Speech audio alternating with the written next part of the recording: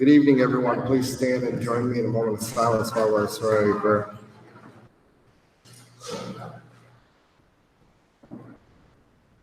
God, grant me the strength to accept the things I cannot change, the courage to change the things I can, and the wisdom to know the difference. Good evening. My name is Mark, and I'm an alcoholic. My sobriety date is April 5th of 2003. Welcome to the 7 p.m. Thursday night meeting of the Treasure Map Group of Alcoholics Anonymous. This is a closed meeting of Alcoholics Anonymous, but spouses are welcome to attend this meeting with the alcoholic. We'd like to send a special welcome to any visitors who are here from out of town. Please stand and introduce yourself. Do we have any visitors here tonight?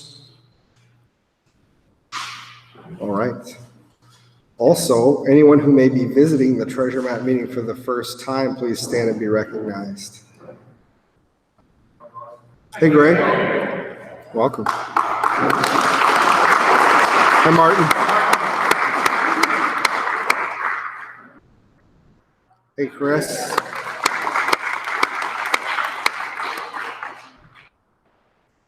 And finally, if there's anyone here who is at their first meeting of Alcoholics Anonymous, please stand and be recognized. We're very happy that you're here tonight and you're welcome here. Anyone at their first meeting? All right. The Treasure Map Group of Alcoholics Anonymous believes in working the 12 steps as outlined in the Big Book of Alcoholics Anonymous with a sponsor. There are many home group members here tonight that are willing to be sponsors. If you're new or if you don't have a sponsor, you can stop at the back table during the break or after the meeting for a list of names and numbers of home group members who are willing to sponsor. The Treasure Map Group of Alcoholics Anonymous celebrates our sobriety birthdays on the last Thursday of each month. Treasure Map home group members celebrate each month of sobriety for the first 12 months and then each consecutive year thereafter. If you would like to make the Treasure Map group your home group, please see the back table for details. The current list of birthdays, I think we have 3 for the month of April. So if you're celebrating your birthday, that's next week. So stop in the back and we get you added to the list. The Treasure Map Group of Alcoholics Anonymous is committed to bringing a message of hope to those who suffer from alcoholism. We believe this message is contained within the Big Book of Alcoholics Anonymous and our personal experiences. Alcoholics Anonymous is a fellowship of men and women who share their experience, strength, and hope with each other, that they may solve their common problem and help others to recover from alcoholism. The only requirement for membership is a desire to stop drinking. There are no dues or fees for AA membership. We are self-supporting through our own contributions. AA is not allied with any sect, denomination, politics, organization, or institution. It does not wish to engage in any controversy, neither endorses nor opposes any causes. Our primary purpose is to stay sober and to help other alcoholics to achieve sobriety. Tonight's meeting will be a speaker meeting on steps 6 and 7. And our speaker is Kris, and then our 15-minute speaker is Randy. And now I'd like to welcome Amy to read how it works.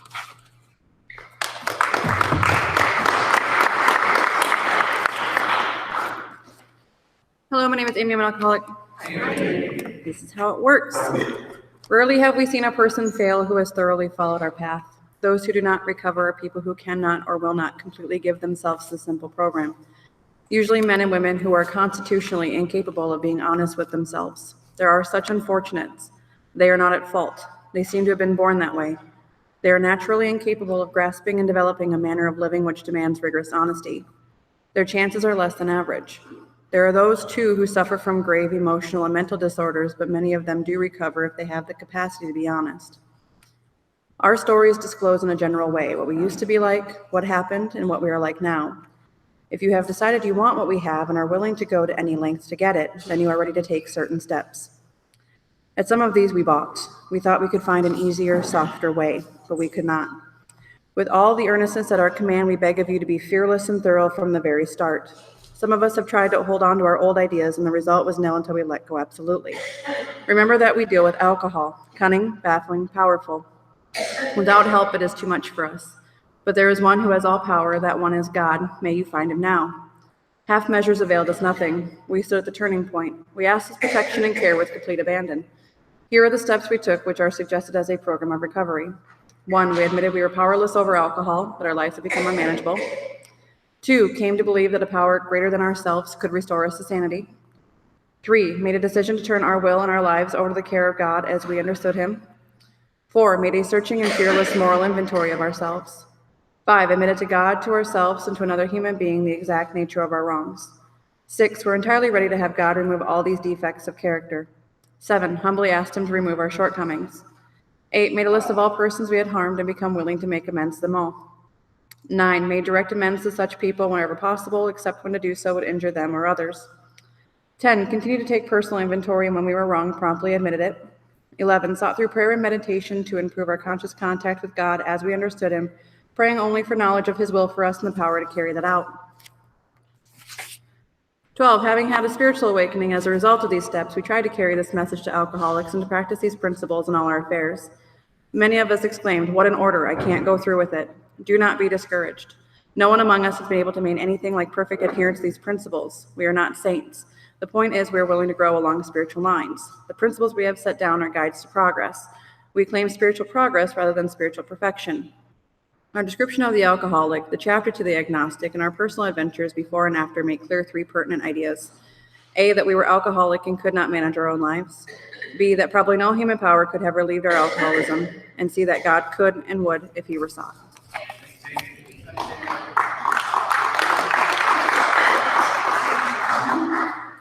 Thanks, Amy. And now please welcome Dave to read our 12 traditions as we pass the baskets. Thank you in advance for your generosity and support. Tradition 7 states that every AA group ought to be fully self-supporting, declining outside contributions.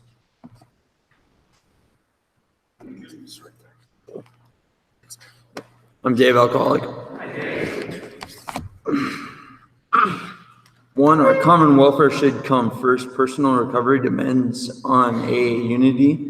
2, for our group purpose, there is but one ultimate authority, a loving God as he may express himself in group conscience. Our leaders are but trusted servants, they do not govern. 3, the only requirement for AA membership is the desire to stop drinking. 4, each group should be autonomous, except in matters affecting other groups or AA as a whole. 5, each group has but one primary purpose, to carry its message to an alcoholic who still suffers. 6, an AA group ought never endorse, finance, or lend the AA name to any related facility or outside enterprise, lest problems of money, property, and prestige divert us from the primary purpose. 7, every AA group ought to be fully self-supporting, declining outside contributions. 8, Alcoholics Anonymous should remain forever non-professional, but our service centers may employ special workers. 9, AA ought never be organized, but we may create service boards or committees directly responsible to those they serve. 10, Alcoholics Anonymous has no opinion on outside issues, hence the AA name ought never be drawn into public controversy. 11, our public relations policy is based on attraction rather than promotion. We need always maintain personal anonymity at the level of press, radio, and films. 12, anonymity is the spiritual foundation of all our traditions, ever reminding us to place principles before personalities.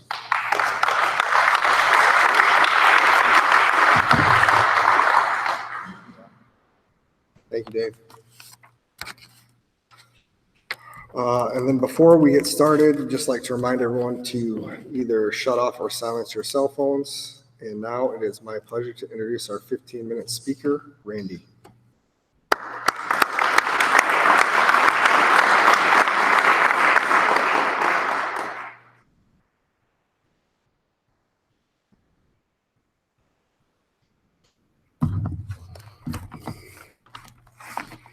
Hello, everybody. My name's Randy. I'm alcoholic.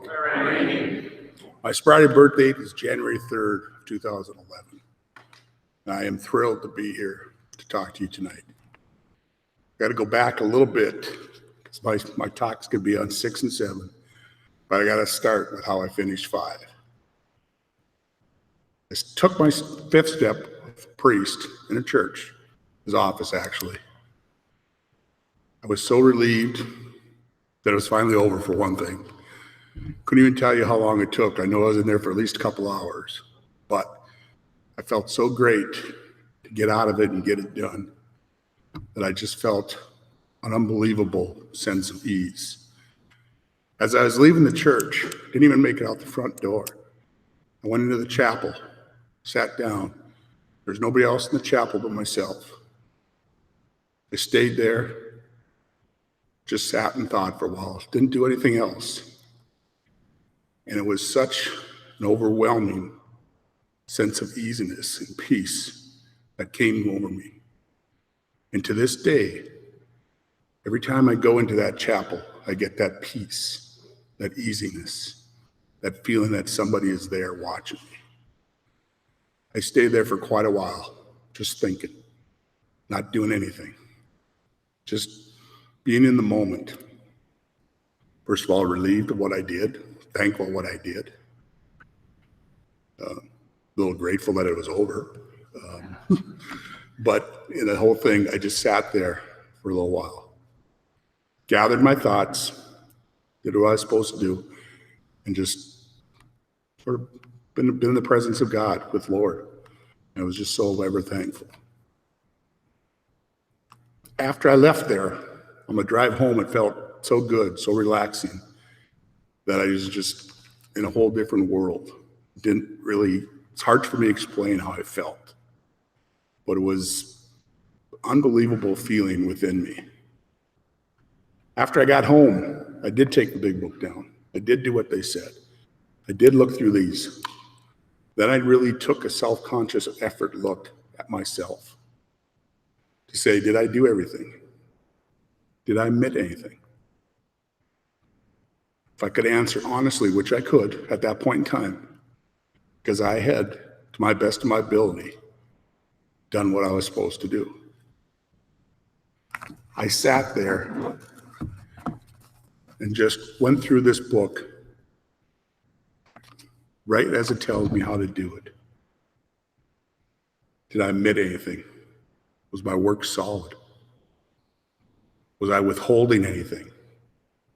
Did I forget something? I just kept going through and reading over those, making sure that at that point in time, I was okay.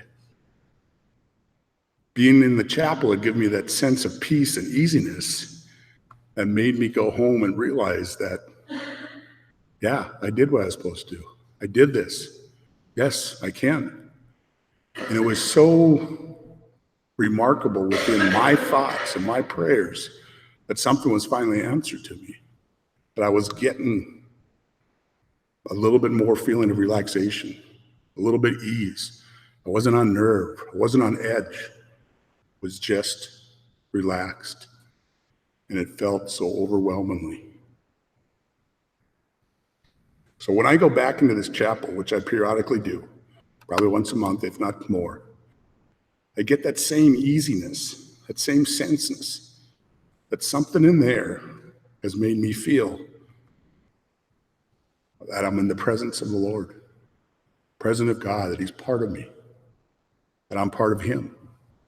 And it's all because I was willing and able to go through a 5th step, take a 6th step, do the stuff that you're supposed to do and get through this. Is it easy? No, not really, but some things in life aren't easy, but they're sure worth it. And I'm so grateful that I was able to not only complete that 5th step, but then take that ease and sense of ease and peaceness and ride it out through the rest of it. So at home, going through these questions in my mind, just reading through what I did and didn't do, reliving all my thoughts, all my things I had written down. I didn't even pull out my 5th step. I had tucked that away. I just was doing it all from memory. It was an unbelievable thought that I could answer yes to those questions. Then I let the last phrase of one of the last phrases of step 6 says, you let God remove all the things that you told him there. I finally was able to remove some of the things that were in my life, or at least temporarily, until I had to go do more work and do the 8th and 9th steps. But at that point in time, I was relieved. I was at ease. Pressure was off. It was such a remarkable feeling in my mind that I did something worthwhile that, I know it may sound really weird, but made God proud of me. That was something that I could look back on and finally say, hey, this is it. I am me. I can do this. And ever since that day, it's brought a little bit more joy over to me every time I go into that chapel and just know what's going on around you and what you can accomplish if you set your mind to it. Set your goals and go out and do them. And after you're done, look back on the fact and let him take everything away from you. It's in his world now. Let him deal with it. You did what you're supposed to. It was so remarkably beneficial and easy. I shouldn't say easy, just beneficial and remarkable that you could get such an easy comfort feeling as you go through that.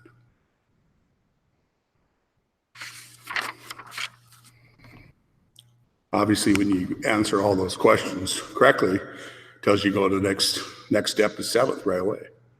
So for me, the 2 easy steps of the book were 6 and 7. It took me maybe half hour, 45 minutes to read through that self-conscious, but I still go through those each time to make that is. I say that 7-step prayer, I bet you at least once a week, if not more.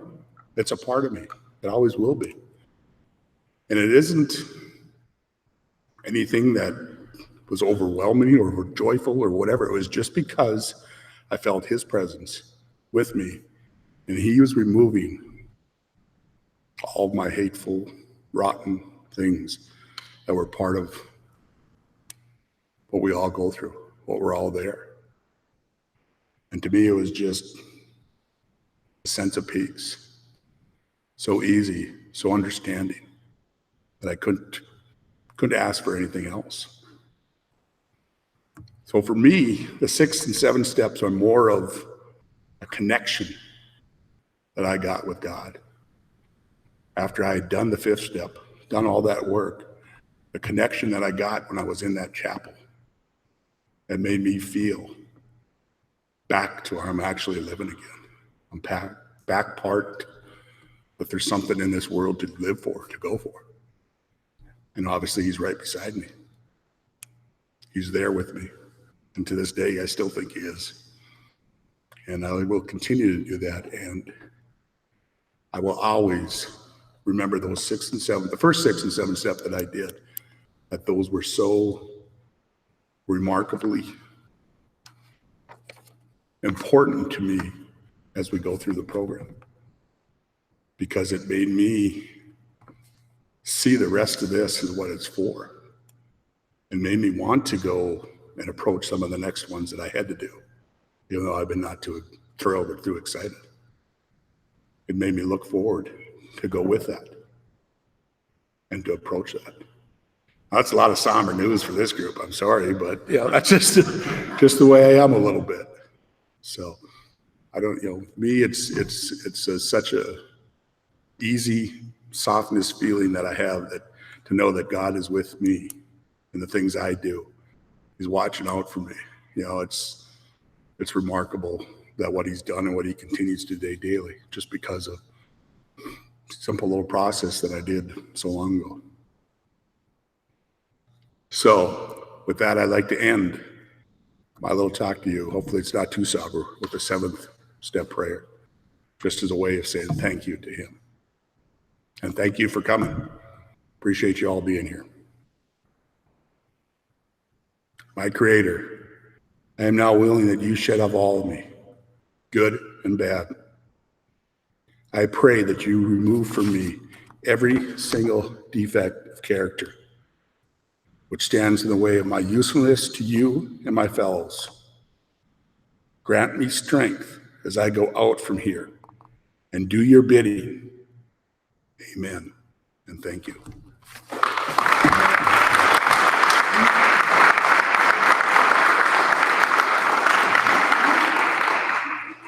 Our speaker for this evening, Kris.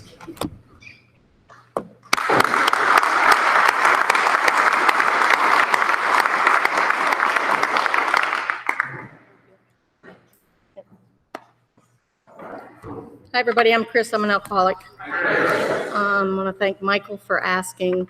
It is an honor to be able to do this. And I'm not going to lie, I'm really nervous. And when he asked me, I was like, oh, I don't know. Let me think about that. But I do know that my sponsor tells me that when I'm asked, I have to say yes. So,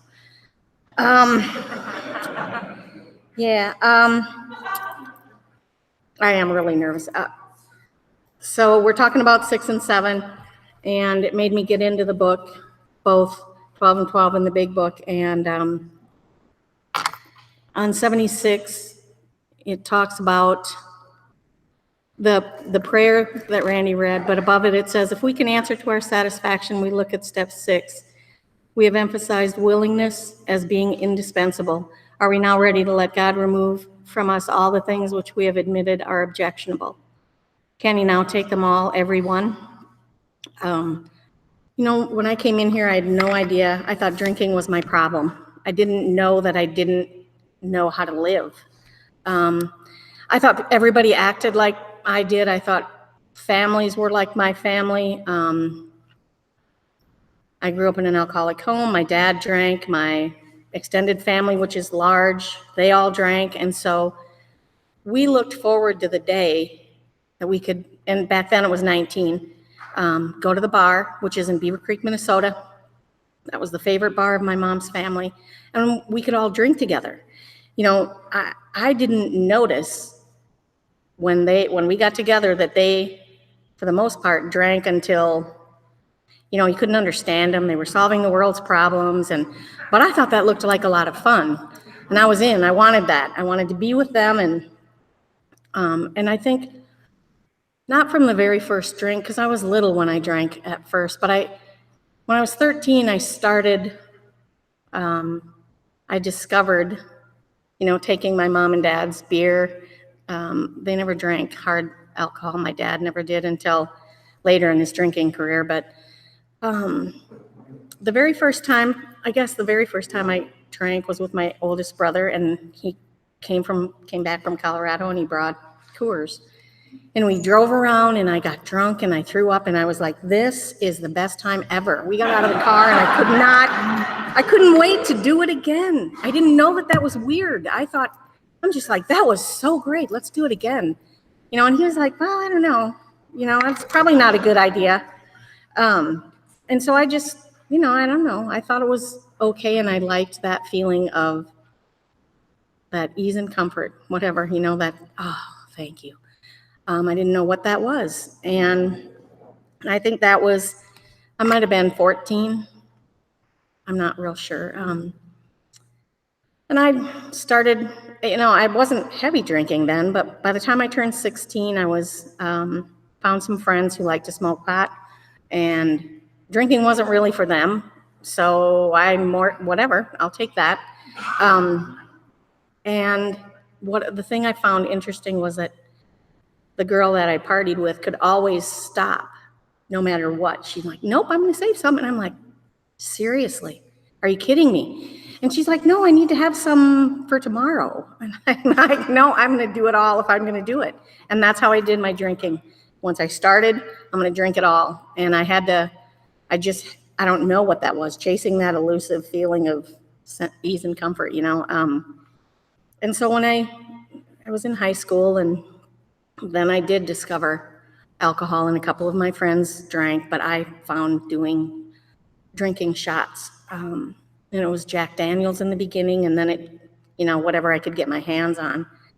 And I remember thinking to myself, I'm not going to be like my dad. I am not. My dad sobered up when I was a junior in high school. But before then, I saw him fall down. I saw him, all the things that you kind of you're embarrassed about. Of course, friends never came over. I didn't want anybody to know, but I swore I was never going to be like that. And so off to college I went, and college, the first 4 years were pretty good. The last year and a half were not so good. I worked in a pizza place at first, and I worked 40 hours. I went to college. I don't know how I survived that because I didn't care, and that's why it took me 5.5 years. But the last semester of my college, my drinking got bad because I changed jobs, and I found a job in a bar, and I was a cook. But magically, you know what? They didn't care if you drank. In fact, you could just go to the bar and help yourself to whatever it was you felt like drinking. And so we did, and that's the first time I ever had a blackout. And I remember waking up in a snowbank in St. Cloud, Minnesota, and I just had no idea what had happened. And then that was the beginning, and there were trips to what they called health services back then. One time I fell down the stairs, cracked my head open, and that was the last time. And the doctor said to me, "Do you think you have a drinking problem?" And of course I didn't, because it's not me, it's the people I'm hanging out with. And I'm going to graduate, and I'm going to move on, and everything's going to be fine. And I did finally graduate, and I moved on, and for a little while it was okay. I went down to Dallas, Texas. And my sister and my brother were there, and I kind of moved in, and here's a part where the selfishness, self-centeredness just took over. I didn't care about anybody. I moved in with my sister, and I would have lived there forever if she wouldn't have kicked me out. She wouldn't have said, "Kris, find an apartment, get a job." I had a job, I worked. I had 2 jobs, as a matter of fact, but I didn't want to leave because I was paying rent, I think. I have vague recollection of that. She said, "You need to find a new place to live. We love you, but you cannot stay." And so I found an apartment. And, I think I was mad at her for a while, and I was angry that she wouldn't let me stay there. And, it wasn't about me, it was about her. And I'll just tell one drinking story and then I'll move on. But I lived in my apartment, and I had cats. I was a crazy cat lady. And one night I'd been at my sister's, and we discovered crank back then. And what a gift that was, because you could drink and just stay up. And and the funny part was she had had a baby, premature baby, and he had just come home from the hospital. But I'd been at her house till 2:00 in the morning, or 1:00 anyway. I drove home, 6-lane freeway in Dallas, Texas, and I never killed anybody, and that was God. That was not me, because I worry about that sometimes. I drove in blackouts. Anyway, I came home, and I wasn't done drinking because we had done all the crank that we had. So I got my bottle of gin out and started doing shots of gin, and I had whatever. My cat jumps up on this scaffolding, and I'm going to save it. I'm going to get up there and save it, and there's a retaining wall. I stand on the retaining wall, and I reach up to grab the cat, and I fall. Hit my head on the wall, and I land on my ankle, and I look down, and my ankle's broken. Clearly the bone that's on the side is in the front, and but I looked at it, and it didn't hurt. It did not hurt me. So I pull myself in, call my sister, and she refuses to answer the phone because I leave a voicemail saying, "I broke my leg, and you need to come here and take me to the hospital." They lived in Mesquite, Texas, which was probably about 45 minutes away. And they had been partying. They got a baby. He had been sick. We were all sick, but she wouldn't answer my phone call. So I called back, and she picked up the phone. She said, "How do you know you even have a broken ankle?" And so I'm telling her, and she's like, "Well, call an ambulance. I'm not coming over there." You know what? And I didn't care. I did not care that she had a baby. I didn't care that they'd been drinking. I didn't care about anything but how this was going to work out for me. I needed you to do what I needed you to do so I would be okay.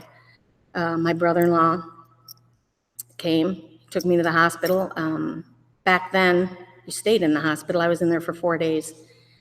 They had to put a metal, one screw on one side and a plate and a bunch of screws on the other side of my ankle. And, I had to go home and be by myself.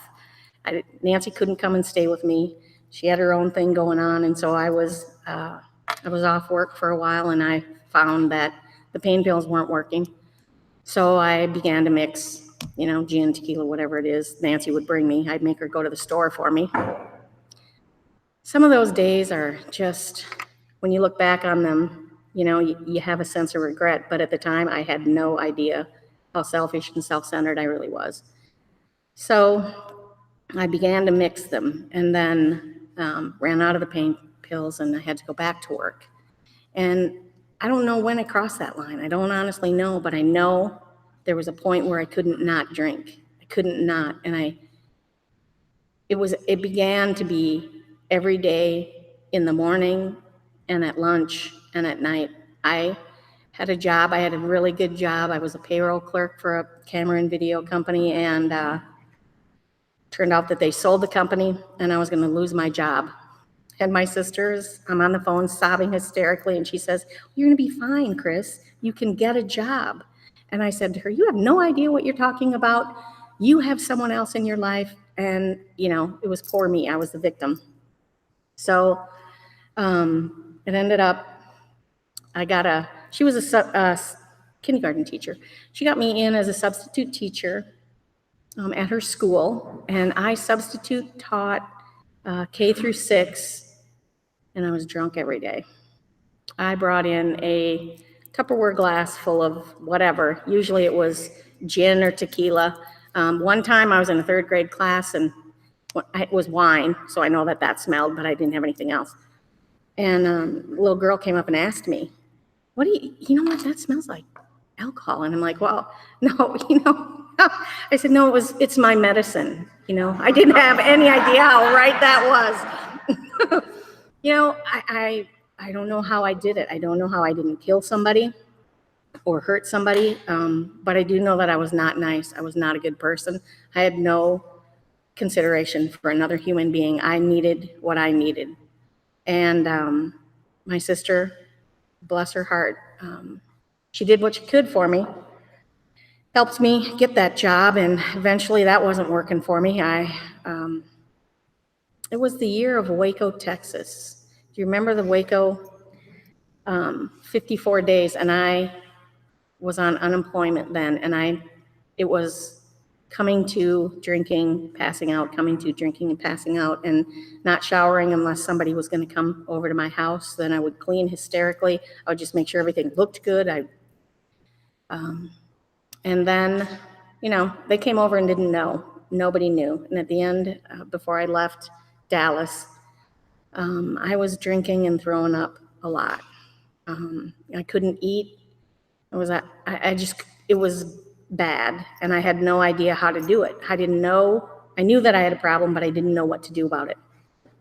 And again, I was pretty sure, probably wasn't my fault anyway, because you'd drink if you had that, whatever. If you had a sister like Nancy, and you had, a mom and dad who drank, and I didn't take responsibility for my own actions. And so I had an aunt and uncle in Omaha, Nebraska, and they said, "You should come and live here. You should get a job here." Sure. Okay. So I went up and I packed up my stuff, got in a car, and I got up in my car at 7 o'clock in the morning, and I drove to Omaha, and I got there at 9 o'clock at night, and I did that in a blackout. I have no idea how that went, or I know that I had my gin bottle next to me and a Rubbermaid cup. And I made it to my aunt's, and I started work the next day. And I stole from my aunt and uncle. I lived there for, I don't know, a couple of months, 3 months maybe. Didn't show up to the job I had. My uncle got me the job. I didn't show up to that job. I didn't care about him. I could care less because he was a jerk. And that's a kind word. I called him much worse. And so one day, after not going to work for 3 weeks or 2 weeks, one of the girls at work called me and said, "What's wrong with you?" And I said, "I can't quit drinking. I don't know I don't know what to do. I'm scared, but I know I can't quit. And she said, well, you should tell your mom. You should call your parents. And at the time, I believe I thought my dad was sober. I'm not sure if he was. So I called my mom and dad and told them I couldn't stop drinking. And they said, of course, you can come home. So hopped in my car. I didn't drive. My friend from work put me in her car the next morning, drove me to Laverne, and I rode all the way with a bucket in between my legs, and vague recollection again of going there. And I never saw her again. Her name was Vicky, and she saved my life, and I never saw her again. So I moved in with my parents. My dad, yes, he was drinking. It was a nightmare for my mom. It was a nightmare because he was drinking. He's unhealthy, COPD, congestive heart failure, and I'm lying, saying, I'm not drinking. No, it's dad. It's not me. And being unkind, inconsiderate, all of those things that I knew in the back of my head maybe weren't right, but that's how I lived my life. And again, I needed what I needed, and you needed to give it to me. You needed to be the person who said, okay, Kris, you're right. I'm sorry, I'm sorry this is happening. I'm sorry. I was a victim, and I kept that role going as long as I could.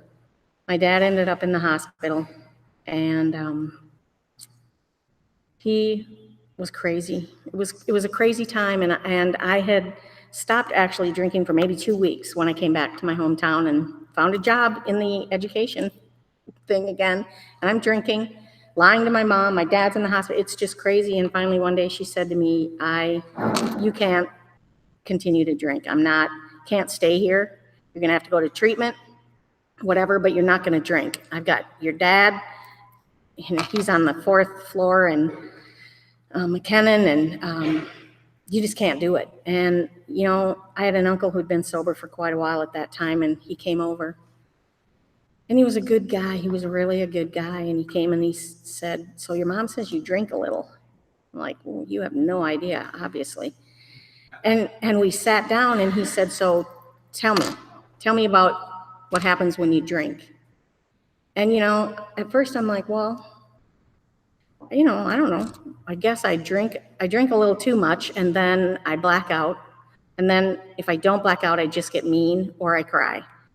And he said, well, how many days, and so we had this conversation. How many days do you drink? I'm like, every day, every morning. I could not function if I didn't have alcohol in me. And in Omaha, it was bad that I drank. I'd get up in the morning, get ready for work, and I'd drink 5-6 shots of gin, I think, because I don't know why, probably because I stole it. And I would go to work, get in my car, drive to work, drink at lunch, get out after work, drink on the way home because they didn't know I drank like that, go upstairs to my room and continue to drink. And I would pass out, and it was just, I was sick. I was really sick, and not just physically, but mentally, spiritually, and emotionally. I didn't know what was wrong with me. I thought, well, if I can stop drinking, or because my uncle had done it and he seemed okay, but I thought if I could at least learn how to drink normal, that I could stop for a while, get stopped, and then later I'd be able to drink like a normal person. That was not the case. He brought me to my first AA meeting in Brandon, and the people were awesome. They welcomed me and hugged. Little tiny gal, she just ran to the door. She was the greeter and hugged me, and I did feel welcome, but I didn't know that it wasn't just the alcohol. So I liked what they had, came to the meetings, went to them. They had 3 a week then, and I went. I made some friends, and I stayed sober on the fringes of Alcoholics Anonymous. I didn't get a sponsor. I didn't do any of that. I just had the fellowship. I just needed somebody to be my friend, and that's going to solve my problem. So I poured everything onto those people that became my first friends. And it was unhealthy. And so finally, one of the guys said to me, you should just do a 5th step. And honestly, the reason I did it, because I wanted to go to a 5th step meeting and say I did a 5th step. I had no idea what that meant. randomly picked a pastor that someone had said, oh, I went to him, he did good. And I went to this guy and I poured out my soul, I thought. But what I didn't know was at the time that was as honest as I could be. That I told the big things. You know, our defects of character talks about the big thing, lying, you know, cheating, sloth, all of those, the big things. I told him all of that. I told him all of the times I stole, the whatever, you know, being with somebody else's boyfriend, you know, all of those things. And I didn't know that that was like, that's a surface deal. I never felt better. I didn't walk out of there feeling any better. I just stayed sober. I went into the 5th step meeting and I could say I did a 5th step. And I was like, yes. And you know, I was miserable. I was miserable. And lying, and you know, I was going to meetings. I wasn't drinking, but I wasn't being honest. And I just thought, all right, if this is as good as it gets, I guess it's not bad because I'm not drinking. And my mom likes it when I don't drink, and my dad's drinking, and it's, you know, it's crazy. And then I had a friend. I was obsessing over some friends of mine in AA who were kind of doing things I didn't agree with, and I thought it was my business to fix them, and it wasn't. And one of my uncle's sponsors, my uncle's sponsor said to me, "You should talk to my wife." And so that, at that point, that began a journey into Al-Anon, which I took, and that also changed my life. But again, I'm still not getting the fact that it's about how I think and how I act and what I say to people and the expectations and all of that stuff. I didn't know. So I continued doing the AA thing, going to meetings, didn't really have a sponsor, just doing other side of that recovery, learning things there, but I'm not cleaning up my side of the street. And so I finally got a sponsor, and we went through the steps, and you know, it came time to, well, in 6, I remember thinking, we started step 6, and I remember thinking, I don't get it. I just don't understand what you're talking about. How can I first of all, okay, I read the steps. That's what I told her in the beginning. Well, we read the steps every time we do this. I've done them a million times. And she's like, that's not what it is, Kris. It's not reading them. You have to study. And that's one of the things I'm grateful for, is that today I continue to study. I continue to go to meetings, talk to a sponsor, and study the books. Because what was my honesty level in the beginning was that's the best I could do. And the more time I spent in sobriety, I changed, and my ability to see things about myself changed. I could see that I manipulated people. I could see that I couldn't be honest with you. You know, I just wanted, I wanted what I wanted, and I didn't want to do the work. My sponsor, my uncle's sponsor and his wife drugged me to many, many conferences and dances, and I hated it. I hated the dances. I never danced well, and I didn't even dance well when I drank, so it was not fun. You know, but they brought me, and what that forced me to do was step out of my shell and try and meet people. I like being in AA, and I liked my home group because I knew them. And I felt that I could say that maybe I could manipulate them. I mean, I was really sick. I had the, presence of mind that I thought they bought all the shit. I'm sorry. All the stuff that I said to them, you know, and I have one time, one of them's like, years later, he's like, Kris, we knew you weren't telling the truth. You know, I'm like, well, why didn't you tell me that? You know, he's like, well, you weren't ready. You would not have heard me if I would have said it to you. And that's true. You know, step 6 says we're entirely ready to have God remove all these defects of character. When I sat down the first time, I had no idea. I honestly didn't know what a defect of character was, and I didn't think I had them. And as we went through the steps and you sit down and you look at your behavior and the things that you do, how you've harmed other people, I realized that, yeah, I've got a few, maybe, but so do other people. And I was still busy pointing at other people. I could not, at that point, I couldn't face some of the things that I'd done, not only to other people, but I'd done to myself. I'd done some, pretty serious things. And I even telling the first guy, all of that, didn't make me feel better. My sponsor, I told her, and I felt better. And that's when she told me, you are a child of God and he loves you. Your friends love you and you need to learn to love yourself, which I thought was all that corny stuff that people said, and it wasn't true, but it is true. And I had no idea that I didn't like myself. I didn't know that for years into recovery. I just kind of stayed on the surface. I did the bare minimum of whatever you were asking me to do. And then, I had to come to another emotional bottom. I'm in service work and I'm doing district meetings and I'm going and I'm doing the service work and I'm the DCM and I'm preaching service and I'm talking the talk and I'm not walking the walk. And I left a meeting one day and I was crying and I'm dialing people. And I'm like, oh, nobody's home. I keep dialing, and finally I get somebody outside of this program who said to me, oh, why don't you go to a meeting? Why don't you go to your home group?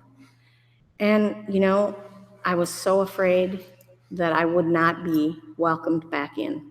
My head told me that, of course, because I had been living a lie, that they were going to know that and they were going to judge me, and that's how that was going to be, and I wasn't going in. But at that moment when she said that, I was so broken that I was willing to do whatever it took. So I went to the meeting and I walked in and they're like, oh my God, it's so good to see you.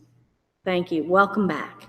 And I cried and I told him what was going on and sat down and got back in the book and back into going to 4 meetings a week and talking to people. And I will say this about service work. If you've never done it and you have any, you want to give back to AA, service is an awesome experience. It took me out of my shell. It gave me the ability to go. I went, to all of the state functions and I met people. And today I have friends. I have real friends that I worked with in the area, in the district. I mean, I met Amy there. I didn't know, again, I still had problems learning how to be around people and be myself. I was still being who I thought you wanted me to be. Again, I kind of was manipulative and those defects of character, another thing, another level of not just being honest with you, but being honest with myself and admitting, the things that I had done, not only to my mom and my sister and my family members, but to other people, the people who I lied to when I went in to teach these kids, and I was hammered. I couldn't make amends to them. I can change my behavior, but I can't make amends to them. I babysat my cousin's, I don't know how old he was, tiny baby, while I was hammered, blackouts.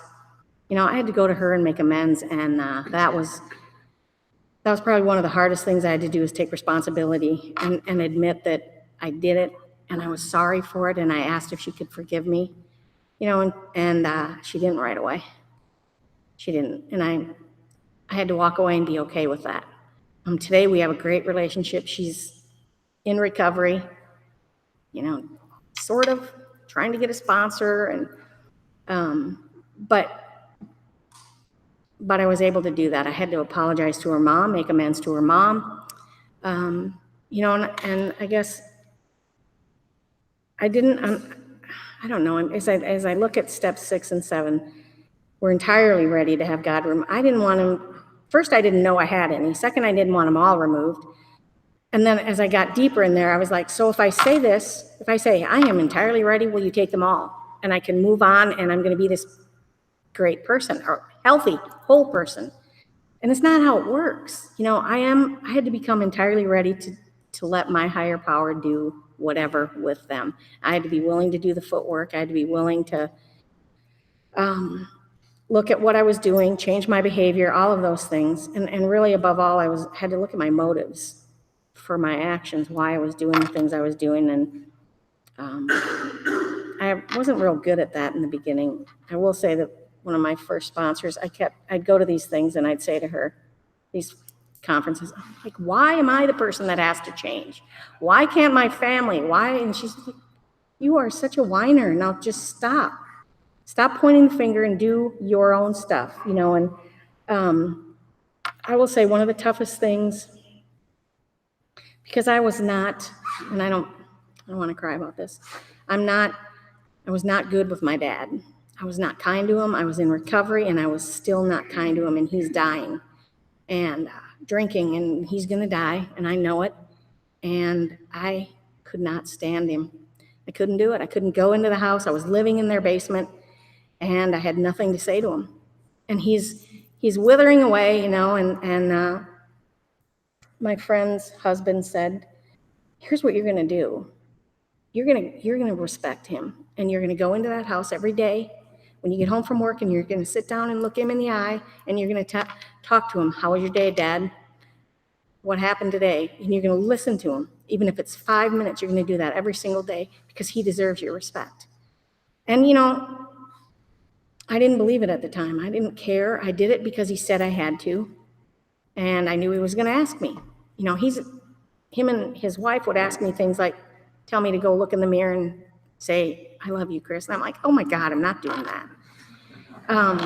But they'd ask me. And so I'd have to tell them. I couldn't lie about it. And so, I started doing that with my dad. And I think maybe 3 months later, he was drinking again and ended up in the hospital.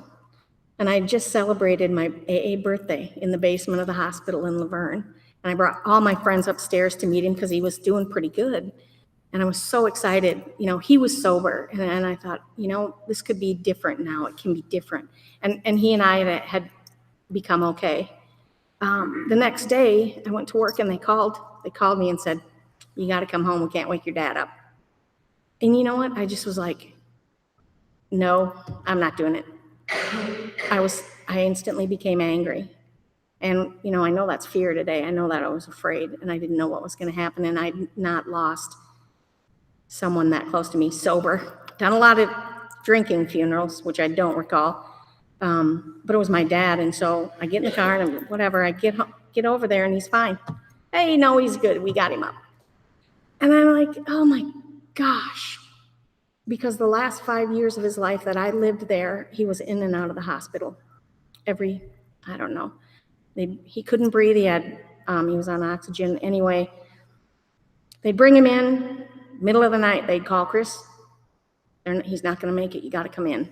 We'd go in and we'd sit beside his bed and he would come out of it. And it happened year after year and I had it. I just had enough. And so I was, of course, mad at him for whatever, because he was sick and I was angry. I went to the hospital that day and I got there and he's watching his favorite soap opera and we sat down and had a conversation and I could ask him, I could say, he said, I think I need to make it right with God, Kris. And I said, well, I think God knows, Dad. I think you're good, And he said, well, I got to make it right with your mom. And I said, well, you just got to talk to her and tell her you love her. She knows that you love her, but you just say what's in your heart. And so we talked for a few minutes and then all of a sudden something happened and he couldn't breathe. And I think it was maybe an hour and a half later, he was gone. And that's something that I'm so grateful for recovery because I would not have done that. I would not have been able to sit in the room. I would have been drunk and I would have been ugly and angry and abusive. But I could sit in there and I could have that conversation. And I have a sister who today I believe has a problem with her alcohol. And she knows nothing but anger. And I see myself so clearly in that. She's angry all the time, and you know, my dad's dying and she's screaming, and that's me. That's me, the angry, ugly, unkind person. But that's who I was. That's not who I am today, and I don't have to act like that. You know, in step 7, it says, humbly asked him to remove our shortcomings. And humbly I put down not proud or arrogant. Because I was arrogant. I didn't know it. I had no idea what that was. I was standoffish, and I said it was shy. I was shy. And one of my friends said, well, people don't know you're shy. They just think you're kind of a, not a nice person. And I'm like, seriously? But so why would they think that? And she's like, Kris, you stand in the corner apart. You make yourself apart from. You're not a part of anything. I watch you. I watch you at meetings. I watch you at conferences. You're in the corner waiting for someone to come to you. I'm like, yeah. And your point is?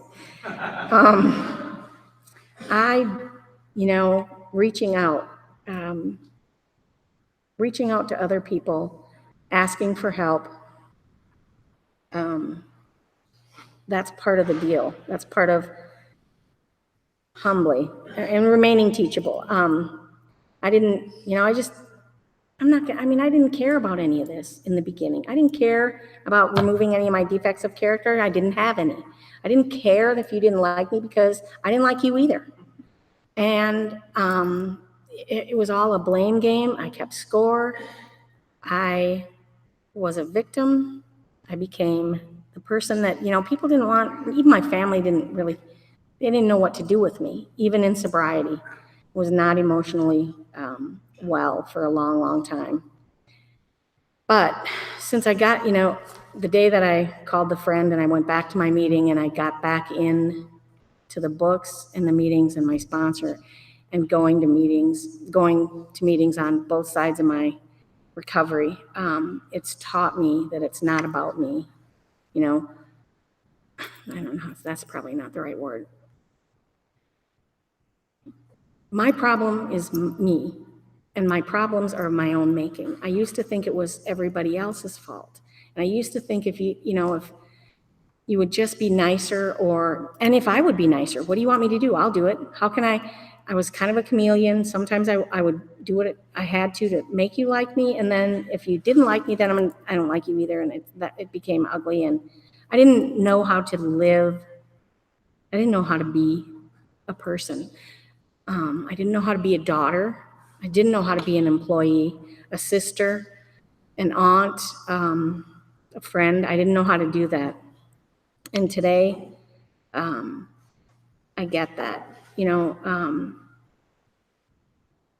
I work with a guy who's sweetest man you'd ever want to know. Big heart, huge heart.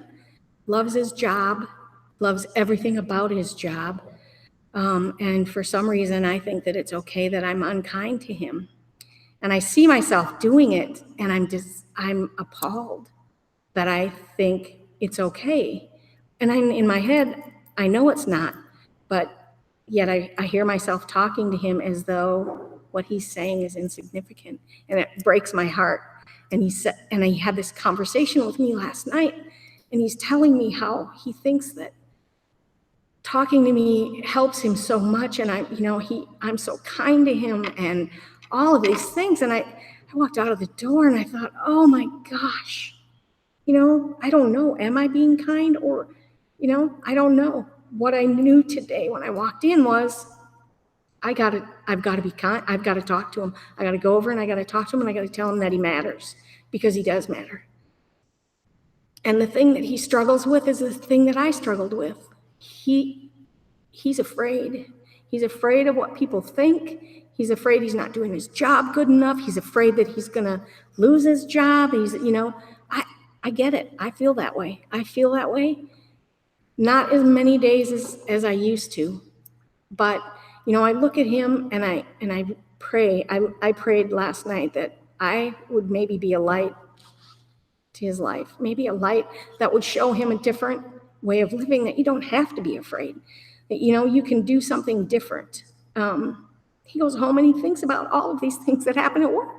And I said, you know what? I'm part of that problem. And for that, I apologize. The words that come out of my mouth sometimes are not kind. I might not be saying unkind words, but the tone says it all. And he said to me, Kris, I know you're busy. It's all right. I know that you don't mean it. He said, I love that you tell me these things. I love that you're going to tell me that you're being honest with me, that this is how it is, and you're not, you talk to me like I'm a normal, something about being normal. And I don't know what that's about and what that's going to bring for him, but I know what it's bringing for me, and it is, humble. It's humbling to listen to somebody say that you are kind to them when you don't feel that you are. And I go to work, and today I made a point of letting him know that he does what he does at his job. He tries his best, and he does a good job. He's the guy you can count on for coffee and donuts and a clean, conference room, a clean kitchen. He does the dishes. He's the guy. And I think maybe God's showing me through him something about, I think there's a lesson, that maybe I need to work a little bit harder at just listening. And maybe, the other part of that is maybe I'm not as bad as I think I am. I walk out of there some days not sure, especially in regards to him. I have a program. I have tools. I have these tools that you guys gave me so that I can change my behavior and change my actions and my attitude. And one day, I had been to a meeting on the other side there, and I thought of him in the meeting, and I bought a book. I bought a little daily reader, and I brought it in, and I gave it to him, and I said, you know what? I read these some days when I am so struggling with something. If you go to the back of the book, there's a index, and it'll, fear, read a page on fear. Obsession, read that page. It'll help you. And he took it to heart, but unfortunately, bless his heart, he was reading it while he was at work. And,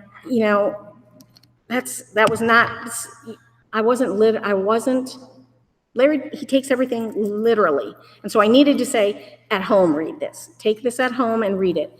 And, and so he doesn't have it on his desk anymore. He reads it at home. We talked about that last night.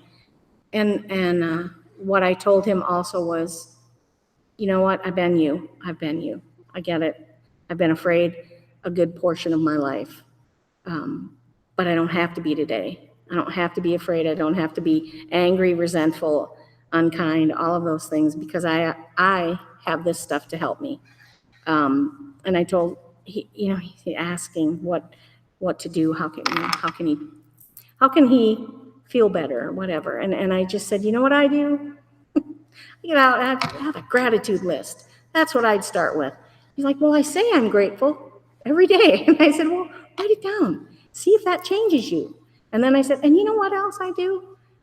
I pray. I pray for people. If I'm struggling with that person, I'm going to pray for them for 14 days. I do the gratitude list for 14 days and try the praying, and it will change your life. And he's like, really? I said, yeah, it will. It changed my life.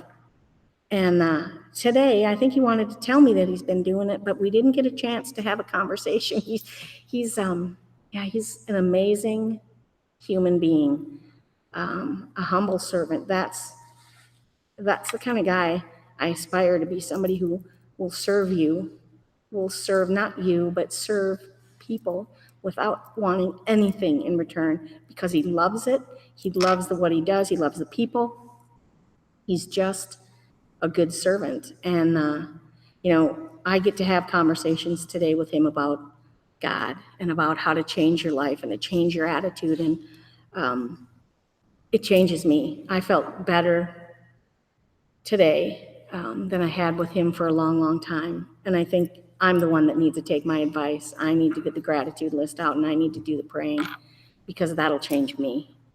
And the other thing I will say, I have a sister, I mentioned that earlier, and she drinks.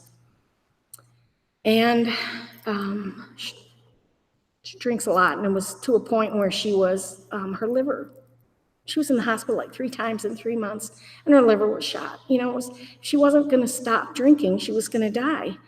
And I'm pretty sure that's what the doctor said, but what she heard, like many of us have heard, well, if you stop drinking for a while and get cleaned out, it'll be fine. Or, and this is what her and her husband said to me, worst case scenario, you can have a liver transplant. I said, well, in my head, I'm screaming much worse. But I said, I don't think that's how it works. I think you got to be sober before that happens. And no, that's what he said. And I said, oh, okay. Well, if that's what he said, she didn't even remember her own daughter's wedding. Her daughter got married a couple years ago, and we were out at the beach, and she fell, couldn't get up. You know, and today she seems better. I think she still drinks, but that's not my business. I don't have to worry about that. She's too far away for me to get involved in her stuff. Not that I don't want to, and I'm pretty sure I still pick it up. I just try and put it down faster. It's a gift for me to be sober. I don't know. I never thought it could be like this. I never knew that I could like myself enough to be okay with you and not worry about, like Larry, like, what are they saying? What do they think? I said this, did they, you know, nobody, and my sponsor on the other side always says to me, nobody thinks about you as much as you think they do, Kris. So move on. And I try to do that today. I just try, before I came in, I prayed and I just asked that God would walk with me in here and that it would be his message that I share, not mine. Because when I do that, when I try and make it mine, it's a mess and it just doesn't work. My way is not God's way. And I am not God. I'm definitely not God. I don't know what's good in my life. I don't know what is good in my sister's or my mom's or anyone.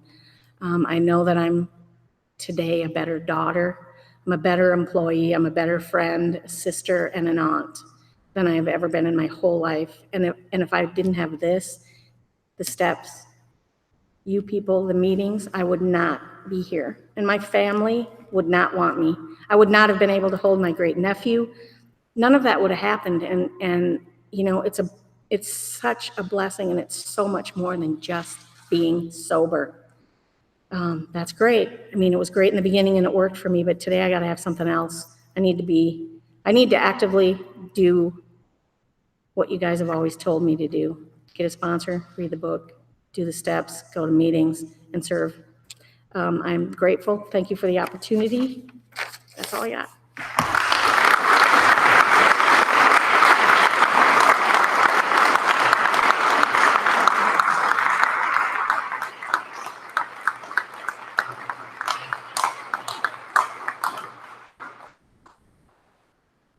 All right, thanks again, Kris. Let's go ahead and close with the Lord's Prayer. Our Father, art in heaven, hallowed be thy name. Thy kingdom come, thy will be done, on earth as it is in heaven. Give us this day our daily bread, and forgive us our trespasses, as we forgive those who trespass against us. And lead us not into temptation, but deliver us from evil. For thine is the kingdom, and the power, and the glory, forever and ever. Amen. Keep coming back to first. You're not allowed to sit in the front anymore. See ya.